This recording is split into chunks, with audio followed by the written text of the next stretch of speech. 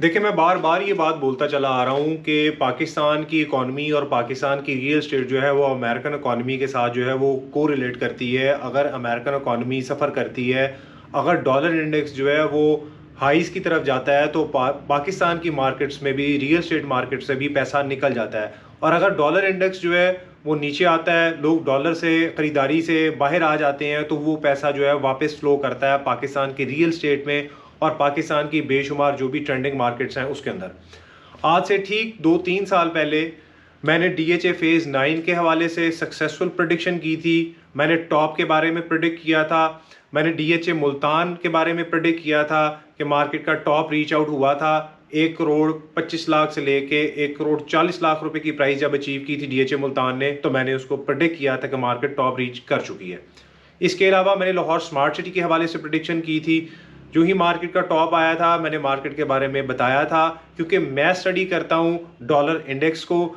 जो ही dollar index जो है वो कॉन्फिडेंटली ऊपर मूव करता है, पाकिस्तान की रियल स्टेट और ट्रेंडिंग मार्केट के अंदर बहुत ज़्यादा मेजर शेयर जो है वो पाकिस्तान के ओवरसीज जो लोग रह रहे हैं उन लोगों का शेयर है।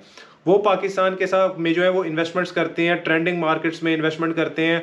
जो ही डॉलर इंडेक्स जो है वो मूव करता है अपर साइड पर, लोग डॉलर के अंदर जो है वो कन्वर्जन कर लेते हैं।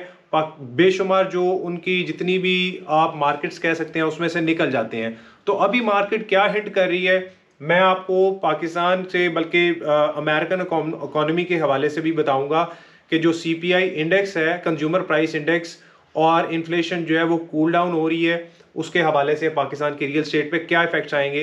Please keep watching this video.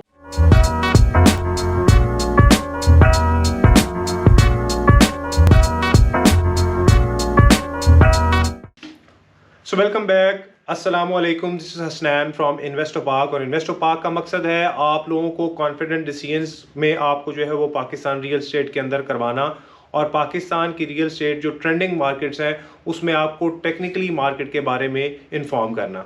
So moving on to the board और चार्ट में मैं आपको बताता हूँ कि जिस तरह इस वक्त जो है पाकिस्तान की जो रियल स्टेट मार्केट्स हैं, कौन सी मार्केट्स में आपको इन्वेस्टमेंट करनी है और फ्यूचर क्या होगा। देखिए, बात ये है कि अमेरिकन इकोनॉमी के साथ अगर मैं को रिलेट करूँ चीज़ों को, तो जो कंज्यूमर प्राइस इंडेक्स है वो जो है उसकी इकोनॉमी के ऊपर बहुत ज़्यादा इफेक्ट्स होते हैं। अमेरिकन इकोनॉमी के जो इस वक्त सीपीआई के जो इंडेक्स के जितने भी लेटेस्ट रिपोर्ट्स आई हैं और इन्फ्लेशन का भी जो ग्राफ है that is going down gradually. जो सीपीआई है वो भी तकरीबन ये 6 मंथ्स की मैं आपको दिखा रहा हूँ, तो 6 मंथ्स में उसने कर्व डाउन किया है।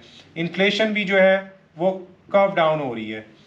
देखिए, बात ये कि ये ऐसी सिचुएशन होती है जब मार्केट जो है इसकी एक सेट ऐसे कर लेगी जहाँ पर ये कंसोलिडेशन शुरू कर देगी, that would be the best time to make an investment.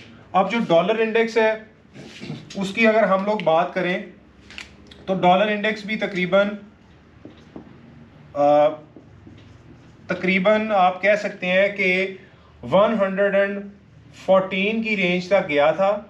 Now it has gone back to 102 and 103 की रेंज में। बात यह कि जब डॉलर इंडेक्स मूव करता है अपर साइड पर तो लोग जो है वो डॉलर की तरफ मूव करते हैं, एंड जब और उसके रिलेशन से जितनी भी आपकी करेंसीज हैं या मार्केट्स हैं, चाहे वो फॉरेक्स की मार्केट्स हैं, कोई बिटकॉइन की मार्केट है, कोई सिल्वर है, या कोई भी चीज़ है, वो फिर डॉलर के अगेंस्ट फॉल करती हैं। दूसरी जितनी भी करेंसीज है वो भी डॉलर के अगेंस्ट फॉल करती हैं जब डॉलर इंडेक्स अपर ट्रैजेक्टरी की तरफ जाता है। जब डॉलर इंडेक्स जो है मूव नीचे करता है एंड नीचे वाली साइड पर आता है तो लोग डॉलर जो है वो सेल करते हैं और डिफरेंट मार्केट में और डिफरेंट मार्केट्स के अंदर जो है वो इन्वेस्टमेंट्स करते हैं। इसलिए आप देखेंगे कि अभी लेटेस्ट अगर आप देखें तो जो ही डॉलर इंडेक्स ने मूव किया नीचे वाली साइड पर, तो बिटकॉइन की मार्केट, अमेरिकन स्टॉक एक्सचेंज की markets, forex market, silver, gold, हर चीज़ जो है वो ऊपर जा रही है।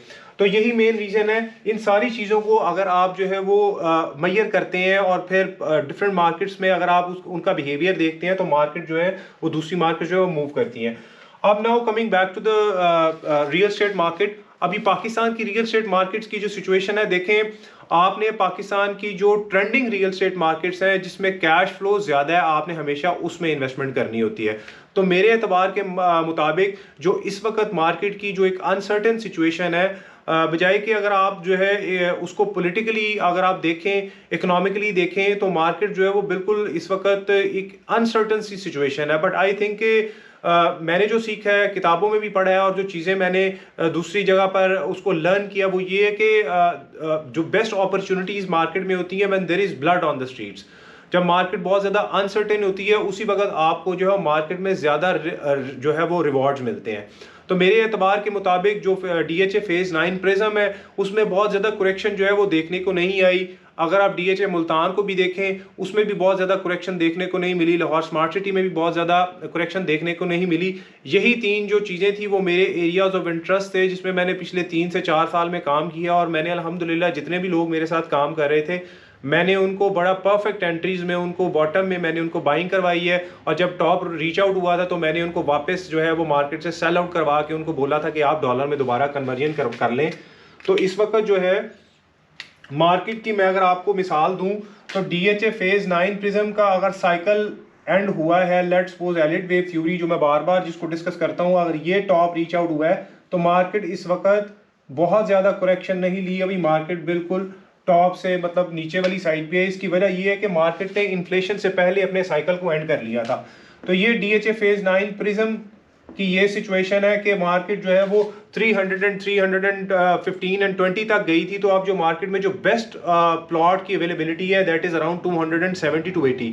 अब देखिए बात ये कि एक तो ये in terms of Pakistan rupees जो है वो ऊपर गया है, डॉलर चूंकि तकरीबन 30 to 40% एप्रिसिएशन हुई है इन टर्म्स ऑफ डॉलर। तो अगर आप इसको डॉलर के हिसाब से मैयर करें, तो मेरा ख्याल है कि आज जो आप ओवरसीज अगर इन्वेस्टमेंट करना चाहते हैं, तो मेरे ख्याल से अगर आप 2 करोड़ 70 लाख रुपए में या 60 लाख रुपए में आप कोई भी प्लॉट बाय करते हैं, तो आप सिर्फ ये फिगर आउट करें कि आज से 1 साल पहले आपको 175 के हिसाब से जो है डॉलर की कन्वर्जन पड़ रही थी, आज आपको 275 एंड 285 की कन्वर्जन पड़ रही है। तो अब जब आप उसको मैयर करते हैं, तो मार्केट ने ऑलरेडी PKR में भी करेक्शन ली है, तो आपको ये कितना ज्यादा अच्छा रिवॉर्ड दे सकती है, आप इसके बारे में सोच भी नहीं सकते हैं। अब देखिए जब मार्केट में इतनी कम करेक्शन होती है, तो इसका मतलब होता है कि जो बायर है वो बहुत ज्यादा कॉन्फिडेंट है अभी भी।